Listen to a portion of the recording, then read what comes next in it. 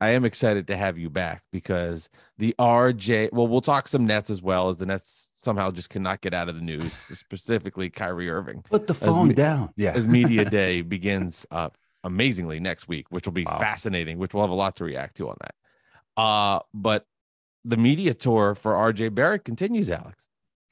Yeah. It was in the Puma store yesterday in the city. Knicks Fan TV interviewed him there. I mean, it looked like a fun event. Everybody had a great time, so that's cool. The Knicks have been. He also had his press conference. I put in air quotes. You were away for that, right?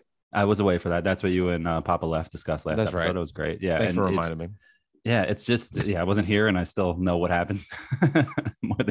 It's all good. But yeah, no, that was weird. I didn't I was kind of annoyed that they didn't do a real press conference for him. The Jalen Brunson thing, if you guys listened to this podcast, which most of you do, I hope, to all the episodes. I don't remember the exact episode, but Jalen Brunson, I didn't care about that because he just got here. So like he's not responsible for these questions. So if he wants to just be like, hey, here's a couple softball questions from Bill Pito and some fan questions of what's your favorite color and your pet's name, then whatever, let him just have fun and take some pictures.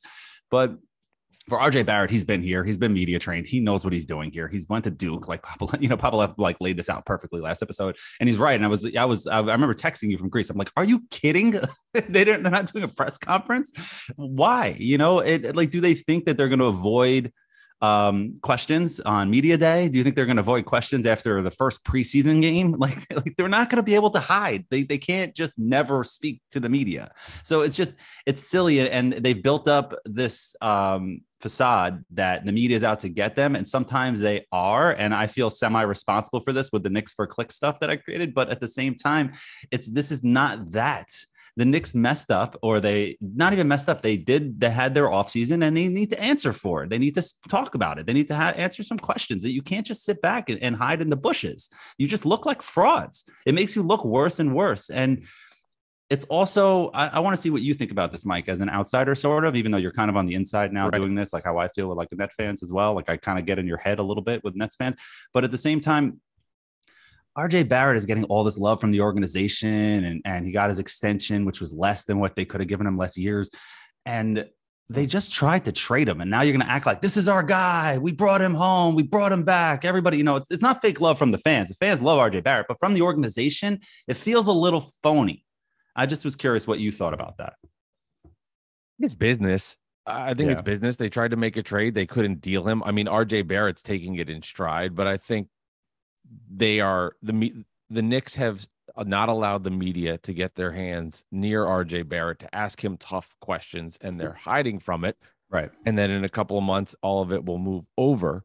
And that's the part that really just seems to be embarrassing. I really think that's embarrassing. Like if the Nets, for example, had a media day and they hid Kevin Durant, or they didn't let Sean Marks speak, that'd be embarrassing. A lot has happened. A lot has transcribed. A lot has gone on over the last couple of months, and questions need to be answered. And I'm stunned by Knicks fans that are now getting to this point where they're like against wanting answers for how their organization is run. They've taken the stance of the media is out to get us. I don't want to hear anybody pressure RJ Barrett. Maybe it's just interesting to hear what has happened. Don't you want to hold your organization accountable? And right now, the Knicks have set the precedent where they don't have to do that. And that's why I felt the Jalen Brunson situation at the time was a bad move, because it wasn't about what was happening then, but now it makes it easier to what happens next. Because they didn't allow media in for Jalen Brunson, they've set the standard for how things can be run in the organization. Now they did it for RJ Barrett, and they will never have to answer questions. They don't have questions at all. And like if I said this last week when Papa Left was here, if RJ Barrett was on Bad Weather Fans and I did not ask him that question, people would come to Mike Biseglia and Alex Benesowitz on Bad Weather Fans and say, you had RJ Barrett on? And I'm not saying that would be the only question we ask, but you wouldn't ask him that. They'd be like, what are you doing? So I think there's a double standard there where you would say, hey, Mike, why didn't you ask RJ Barrett about that situation? But then at the same time, be like, oh, Mark Berman can't come in, because that's what they would ask. And I'm sorry, Knicks fans. 99% of what RJ Barrett says is interesting to the hardcore Knicks fan, but that's like the 1%, right? The majority of people want to hear the other stuff. That's what they're interested in. Like, I'm sorry. And it's not, oh, here's more views because it's going into after some of the more uh the media cringeworthy stuff. No, that's what people care about. I'm sorry. I'll be just keep it straight with you guys. Nobody cares what RJ Barrett thinks about the Knicks coming back. He's gonna say a boring answer. Boring. People want to know the interesting parts. You were almost traded. You were almost on Utah. Now you're not. That's what's interesting. I'm sorry. Yeah, exactly. That's what it is, and that's what's so weird. It's just because the Knicks didn't want to give more unprotected picks away, so they decided to trade RJ Barrett, and now they're going to re-sign him and act like we're all a big happy family. Right. It's a little weird and awkward, but it made me think about when I forgot the exact year in the early 90s, maybe 91, 1990. The Knicks, Patrick Ewing actually demanded a trade from the organization because they were going nowhere. And Dave Checketts took over. And I actually reached out to Paul Nepper. He wrote the book, the Knicks of the 90s. We interviewed him actually on episode 34. So I have a source, Mike. I have a source. I looked it up. He said he went, Paul Nepper said he went directly to Dave Checketts personally. And he told him that he flew to San Antonio and made an offer to the Spurs owner, Red McCombs at the time. And it offered Patrick Ewing and $10 million for David Robinson. And then they were able to hash it out because the Knicks hired Riley. They gave him an extension. It's a little different than this situation where RJ Barrett could feel a little betrayed right now. He could feel a little like, do you really love me? You know what I'm saying? It's one of those kind of things. And yeah, of course, he's going to take the money. He's got to get the extension. He gets the most money from the Knicks. It's still too early for him to join free agency. He'd be a restricted free agent anyway. It's just a different NBA now as well. You can't offer $10 million. Paul has explained to me. You can't offer $10 million plus a player now and plus $10 million to a Spurs. And they'll be like, what? Okay, thanks. No, thanks. Now that the money is just so out of whack, like it's not a big deal anymore. It used to be a way to help out small market teams, that would benefit the big markets, which doesn't matter anymore because everybody has the benefit with the revenue sharing. And I'm going down a road here, but the point is that it's a different situation than that. If anybody brings that up, because, Ewing wanted out because the team was going nowhere and he was just tired of the recycled nonsense. And he just said, you know what, I'm out of here. And then they got the structure, they got Riley. They said, okay, let's go. So it's a little different. But it's just weird, man. It just feels very, very like weird. And it brings me back to the, what I've been saying this whole summer, like maybe this is all facade that they just wanted to make everybody be okay with bringing back Julius Randle. Like Leon Rose the whole time, who knows? Never really was serious about it. And it's just weird, man. Who knows? It's just a weird situation. You'll never know. You'll never have answers to that.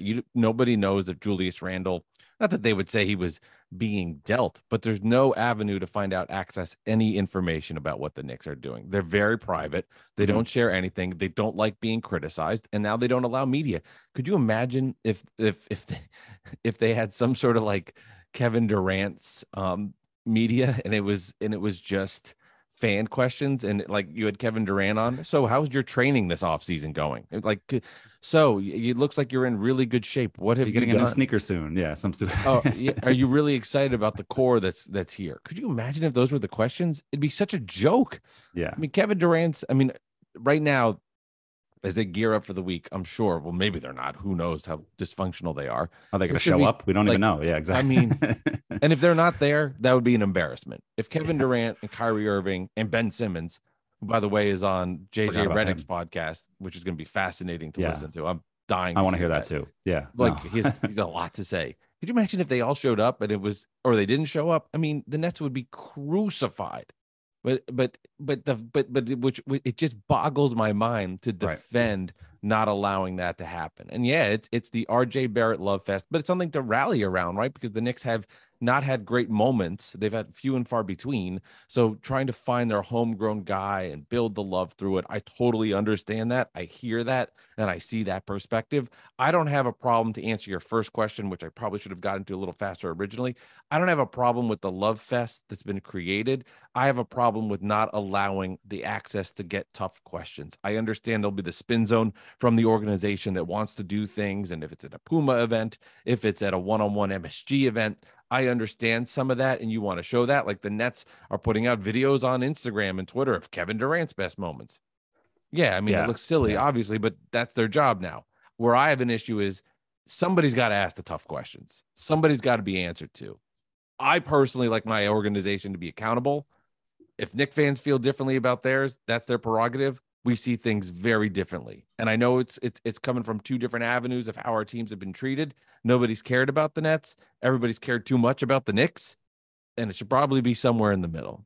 I agree. And look at Donovan Mitchell. I mean, I don't want to keep beating the dead horse there, but he went on with Woj after the trade. He went on with Windhorst. He went on with Woj. He talked all about it at a press conference. He answered the hard questions. And he answered them honestly. Answered them all. Fans don't give a shit. He's there. Yeah. And in the Woj pod, it was really interesting, actually. I listened to it, sitting by the pool in Santorini. It was beautiful. And I'm listening to Donovan Mitchell as a Cleveland Cavalier getting depressed. Right. But like, he said, he was actually with the new Jazz head coach, Will Hardy. He was actually with him, and they were planning out what they were going to do, because he had told Danny Ainge, like, please don't trade Gobert. Let's run it back. Let's see what we can do. Let's try to figure this out. I like Will, and then they're sitting together at, somewhere at somebody's house. And then all of a sudden, both of their phones just blew up. And like, well, I guess all this was for nothing. And Gobert was traded. They didn't even know. So if there's any bad blood between the Jazz and the organization, the Jazz and Donovan Mitchell, it's because of that. It's not because they tried to trade him. It's because he said, let's just try to do this. They probably said, sure. And then they're like, holy crap, we got this deal for Gobert. Let's blow it all up. And Ainge was like, yeah. And Ainge recognized, for his perspective, he doesn't care. He wants to win a championship. Right. And in his view, Mitchell and Gobert isn't good enough to win a title. So as much fun as it's been first and second round exits, that's not his goal. And he understands, take 2 steps back, 3 steps forward. That's what he's going to do. Do you think, Alex, if Donovan Mitchell was traded to the Knicks, he would be on all of these different shows? You think, because it would have been such a positive love affair, they would have been like, go get him. Yes, I think Leon Rose talks. I think Tibbs talks. I think everybody talks. I think it's all a big happy family. That I do too. And that's the biggest frauds ever. If they did do that, or they do make a big trade this year, don't talk. Leon Rose, I never want to hear your voice. Don't go on with Mike Breen. Don't go on with Bill Pito. Don't go on with Wally. Don't go on with anybody. Just sit there and just shut up. Don't ever talk. When Knicks win a championship in the future, don't say anything. I don't want to hear your voice, because you're a fraud if you start talking now. Once the Knicks turn it around, I mean, Donovan Mitchell even said with Woj, something happened that stopped this trade. There was something. He thought he was going there, and he even like backhandedly admitted that he was showing up in New York events because he thought he was going to the Knicks, like we've been saying on this podcast. And there's only 2 ways. I just want to put a bow on this. There's only 2 ways that two things that right now as a Knicks fan that you think of. One way, Ainge didn't want to help the Knicks, didn't want to send them there no matter what. And that's why Donovan Mitchell didn't say thank you on his Instagram post or whatever social media post to the Jazz. The other reason is the Knicks didn't want to pony up the picks. Ainge wanted the picks. Mitchell was mad at the Knicks and the Jazz because they couldn't come to an agreement, and Mitchell never wanted to leave Utah. And that's why there was no thank you to the Utah Jazz organization. So that's it. You're either one way or the other, and nobody's going to change your mind either way. And we have to move on. And unfortunately, we didn't move on to trading Julius Randle, which is what everybody wanted. Now, all of a sudden, everybody's getting brainwashed back into we love Julius Randle, but just give it one preseason game and you guys are going to be right back into hating Julius Randle again. Stop getting manipulated by this nonsense, these dribble videos, these practice shots, all this nonsense. You're being brainwashed. Okay. You guys are. And I hope Julius Randle plays well. I hope he turns it around. I hope he becomes all NBA Julius Randle again. I hope he's an all-star again. I hope the Knicks win 50 games and go to the Eastern Conference Finals, even win a championship. God forbid, I should say. It's not going to happen, but like, let's hope, not God forbid. I hope that happens. You know what I'm saying? No. I hope, not God forbid. I really hope that happens, of course. And I don't give a shit about being right. Trust me. I hope that happens, but I hope you're right. It's not going to happen. It's not going to happen, but you root for the laundry. It's okay to think that Julius Randle is a problem and needs to go. And he dogged it after he got his money, and he ruined the season last year by his play. And Tibbs didn't hold him accountable. And that's the main reason why the team didn't win last year, while also hoping that he plays well now, because we're stuck with him and hoping the Knicks play well, because you root for the laundry, Mike.